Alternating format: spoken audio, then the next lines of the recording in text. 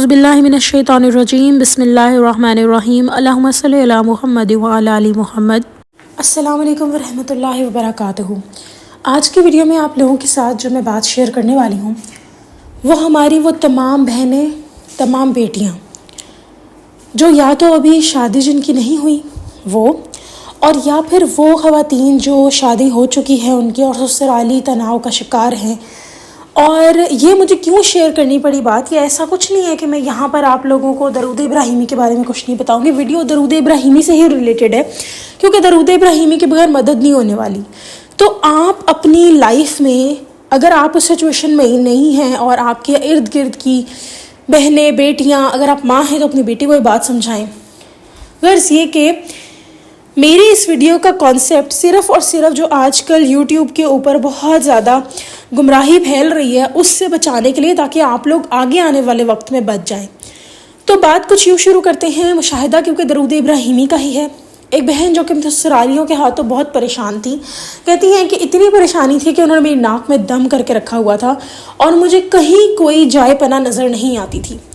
کہتی جب بھی میں جواب دیتی تھی یا جب بھی میں کسی بھی قسم کا اپنے حق کے لیے آواز اٹھاتی تھی تو میرے سے وہ تمام پریشر جو ان لوگوں نے مجھ پر ڈالا ہوتا تھا، جس کی وجہ سے جب میں خاموش رہی وہ پریشر میرا باہر آتا تھا، اور وہ اتنا زیادہ آتا تھا کہ میں اتنا زیادہ بدتمیزی کر جاتی تھی کہ بات تو میں نے اپنے حق پہ شروع کی ہوتی تھی، لیکن وہ جو ایکسٹرا بدتمیزی ہے وہ اللہ تعالیٰ کو پسند نہیں آتی تھی۔ یعنی کہ دیکھیں، اللہ تعالیٰ نے قرآن پاک میں کہا ہے کہ جو تم پہ ظلم ہو اس کا بدلہ لے سکتے ہیں آپ، لیکن آپ کو کیا پتا آپ نے اتنے ہی اکارڈنگ بدلہ لیا کہ نہیں؟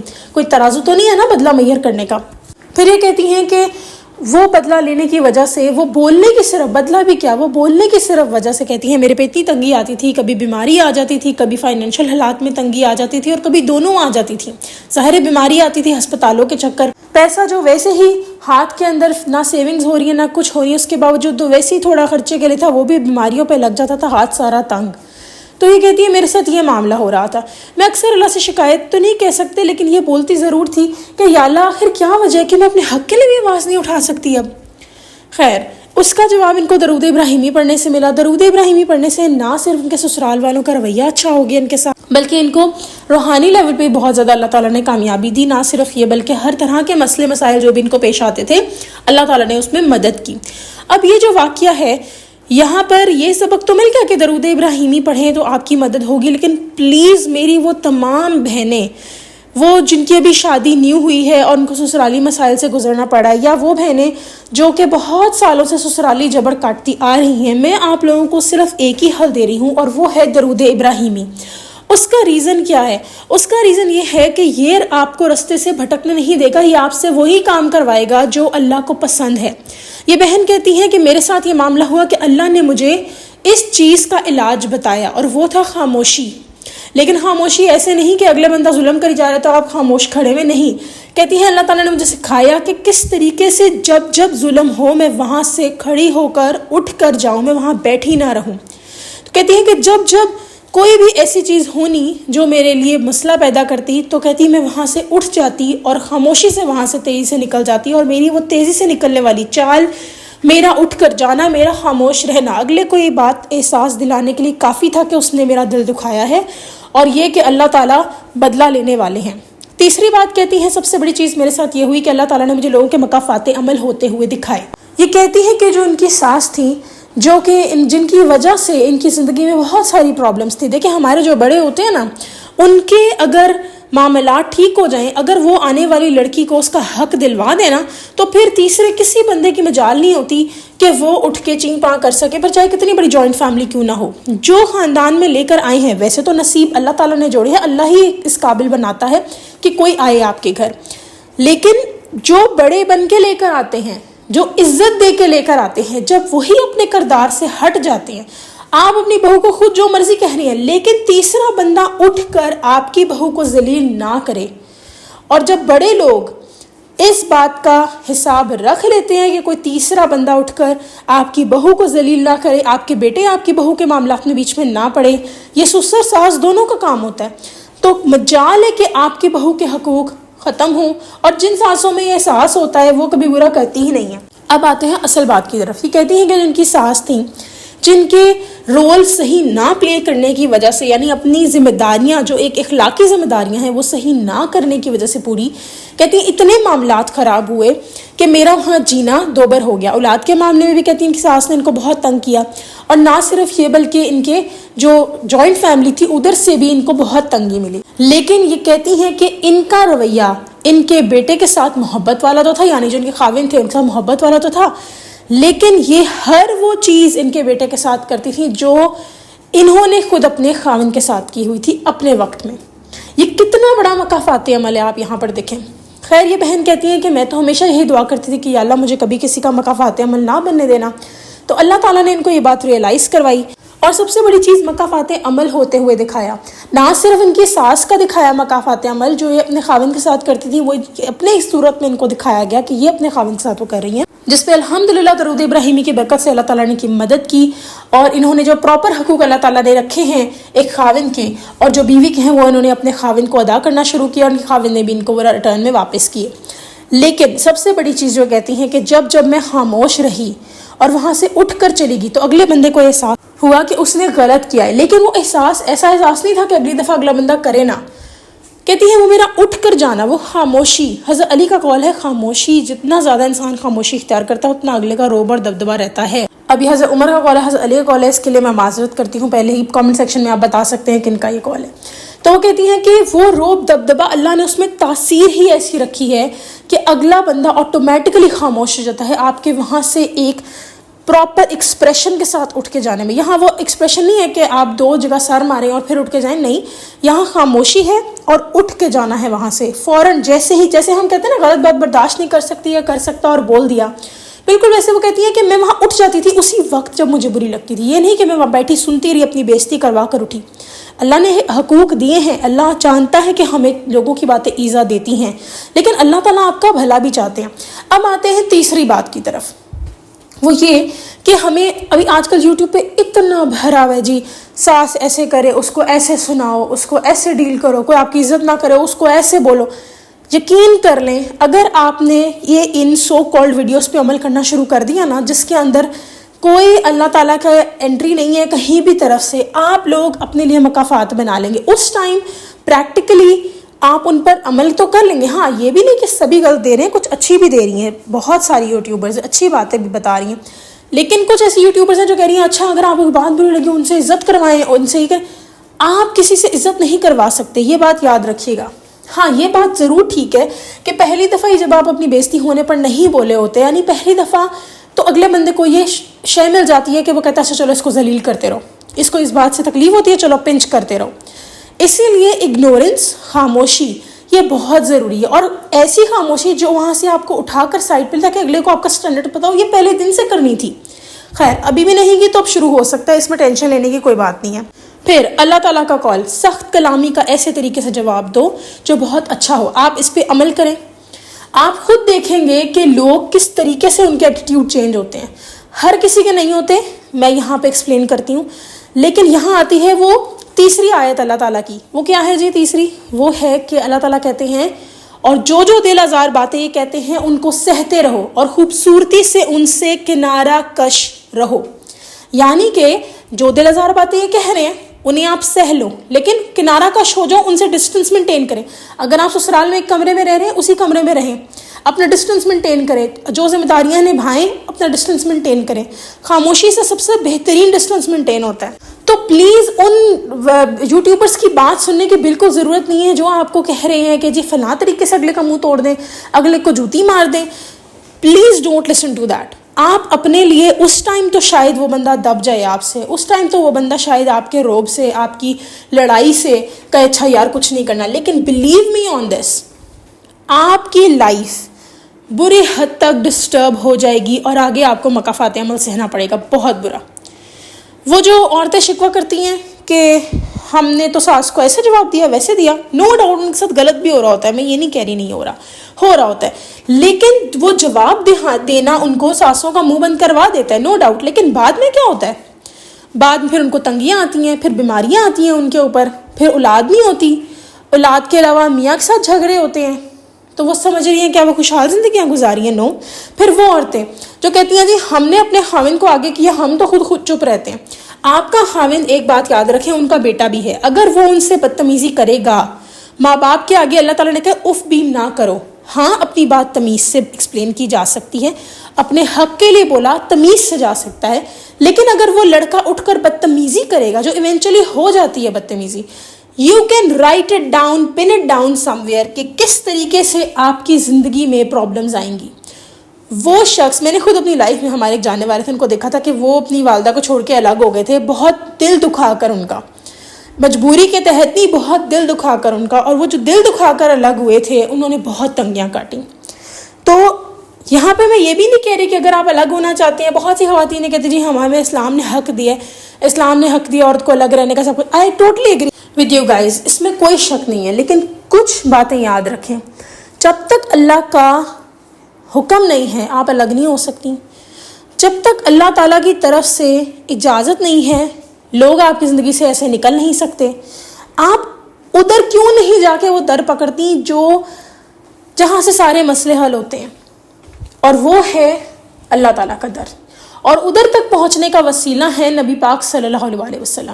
یہ ایک وسیلہ ہے، پکڑ لیں آپ، اور اس کو پکڑنے کا آسان طریقہ ہے درود ابراہیمی کی پابندی۔ یہ جو بہن کا سٹارٹ میں واقعہ سنایا ہے آپ کو، انہی بہن کا مشاہدہ تھا جو پہلے میں نے ویڈیوز میں ایکسپلین کیا تھا، کہتی تھی جس دن میرا درود ابراہیمی 1000 مرتبہ مکمل نہیں ہوتا تھا، اپنے سسرال والوں کو بدتمیزی کرتے دیکھتی تھی اپنے آپ سے، تو مجھے ریئلائز ہوا کہ اچھا یہ لوگ نہیں بدلے تھے، اصل میں درود ابراہیمی کی برکت سے یہ لوگ میرے ساتھ اچھے ہو جاتے تھے۔ تو یہ بھی اللہ تعالیٰ دکھاتا ہے کہ کہیں ہم بیوقوف نہ بن جائیں۔ اللہ تعالیٰ نہیں چاہتے کہ آپ گونگی سی گائے بن کے پھرتے رہیں اور آپ جو ہے وہ لوگوں کے ظلم سہتے رہیں۔ اللہ تعالیٰ ڈزنٹ وانٹ اٹ، اللہ تعالیٰ از آن یور سائڈ، اللہ تعالیٰ تو دوست اور مددگار ہے، صبر کرنے والوں کے ساتھ تو اللہ تعالیٰ ہے، تو جس کے ساتھ اللہ تعالیٰ سے اور کیا چاہیے۔ پھر یہ بہن کہتی ہیں کہ درود ابراہیمی پڑھنے کی برکت سے میرے ساتھ یہ ہوا کہ وہ جو حضرت ابو بکر صدیق رضی اللہ عنہ والا واقعہ تھا، جس میں نبی پاک صلی اللہ علیہ وسلم جو تھے، ایک بندہ، ایک صحابی تھے یا کوئی تھے جو نبی پاک صلی اللہ علیہ وسلم کے سامنے حضرت ابو بکر صدیق رضی اللہ عنہ کو برا بھلا کہہ رہے تھے، وہاں پر جب تک حضرت ابو بکر صدیق رضی اللہ عنہ خاموش تھے تب تک حضور اکرم صلی اللہ علیہ وسلم مسکرا رہے تھے، اور جیسے ہی حضرت ابو بکر صدیق رضی اللہ عنہ کی بس ہو گئی، جیسے ہم عورتوں کی بھی بس ہو جاتی ہے سسرال کی بکواس سن سن کے، تو وہ کہتے ہیں کہ وہاں پر انہوں نے کچھ ہلکا سا بول دیا، ہم عورتوں کی طرح استغفر اللہ نہیں بولا ہوگا، جو وہ انہوں نے بہت پولائٹلی پھر بھی کہا، اور وہاں سے نبی پاک صلی اللہ علیہ وسلم اٹھ کر چلے گئے۔ تو جب پوچھنے پتہ لگا، انہوں نے کہا جب آپ خاموش تھے میں اس لیے مسکرا رہا تھا کیونکہ فرشتے جواب دے رہے تھے، اور جیسے ہی آپ نے بولا شیطان آ گیا، میں شیطان کے ساتھ نہیں بیٹھتا، صلی اللہ علیہ وسلم نے فرمایا۔ تو یہ کہتی ہے کہ میں نے اللہ تعالیٰ سے دعا کی کہ یا اللہ میں کسی فرشتے کو تو نہیں دیکھ سکتی، میں تو تبھی دیکھوں گی جب مجھے موت کے وقت وہ لینے آئے گا، تو پلیز میں دعا کرتی ہوں آپ سے کہ مجھے احساس رہے جب مجھے کوئی بولے کہ میرے ساتھ کوئی کھڑا ہے، میرے لیے کوئی بول رہا ہے۔ تو یہ کہتی ہیں کہ ان کو یہ احساس نہیں صرف آیا کہ فرشتہ جواب دے رہا ہے، ان کو یہ احساس بھی آیا کہ اللہ ان کے ساتھ ہے، اور یہ احساس ہو جانا اس ٹائم پہ یہ بہت بڑی نعمت ہے، بہت بڑی نعمت ہے۔ میں آپ سب جتنی بھی بہنیں ہیں جو بھی پریشان ہیں سسرال کے حالات سے، میں آپ لوگ غلط نہیں کہہ رہی، میں یہ بھی نہیں کہہ رہی آپ لوگوں کو کہ آپ لوگ کچھ سہ جو رہے ہیں وہ کم ہے یا زیادہ ہے، میں یہ نہیں کہہ رہی، میں صرف اتنا کہہ رہی ہوں کہ ہاں کچھ چیزیں ہیں جو ریڈ لائن ہے جو آپ کو برداشت نہیں کرنی۔ مار پیٹ، سسرال والے بدتمیزی کر ہاتھ اٹھائیں، آپ کا خاوند ہاتھ اٹھائے، اور آپ کے حقوق نہ دیے جائیں۔ ایک تو وہ ہے نا کہ خاوند اور بیوی کے معاملات اس طرح کے ہیں کہ وہ مل جل کے گزارا کریں، وہ چیز نہیں، وہ حقوق نہ دیے جائیں جو کہ دینے کو تیار ہی نہیں ہے اگلا انسان، خود چڑھ کے بروسٹ اڑائے جا رہے ہیں، اپنی شاپنگیں کی جا رہی ہیں، اور آپ کے لیے آپ کا کچھ حقوق ہی نہیں دیے جا رہے، وہاں پہ بھی آپ کو کھڑے ہونا ہے۔ لیکن وہاں پر بھی نبی پاک صلی اللہ علیہ وسلم پر بھیجا ہوا یہ درود ابراہیمی کام آئے گا۔ آپ لوگوں کے رویے بدلتے دیکھیں گے، کچھ بھی کرنے سے پہلے درود ابراہیمی پڑھیں روز 1000 مرتبہ۔ اتنا تردد اور اتنی مشکلات تو فیس کر رہی ہیں نا، تو کیوں نہ درود ابراہیمی کمپلیٹ کیا جائے۔ اب کیسے کیا جائے؟ اس ویڈیو کے ڈسکرپشن باکس میں 1000 مرتبہ درود ابراہیمی پڑھا گیا ہے ویڈیو کے اندر، اسے چلائیں، کام کاج کرتے ہوئے لگا دیں۔ بچے آپ کے اسکول اگر جاتے ہیں بہت اچھی بات ہے، خاوند کو بھیج کر صبح اپنا ذرا فجر کے وقت اٹھنے کی روٹین بنائیں, فجر پڑھیں, تہجد بھی اللہ تعالیٰ عطا فرمائیں گے. اس ٹائم اٹھ کر درود ابراہیمی ورد کرتی چلی جائیں جب تک کسی فیملی والے کے ساتھ ٹاکرا نہ ہو. سسرال والوں کا اگر کھانا وغیرہ دینا ہے, although you are not responsible, آپ لوگوں کے اوپر کوئی ذمہ داری نہیں ہے, آپ احسان کر رہی ہیں, لیکن وہی بات آ جاتی ہے کچھ لوگوں کی, عورتوں کے تو ہسبینڈز نے اتنا دماغ خراب کیا ہوتا ہے کہ نہیں ہمارے ماں باپ کو کیوں نہیں پوچھا تو تم تو گھر سے نکل جاؤ.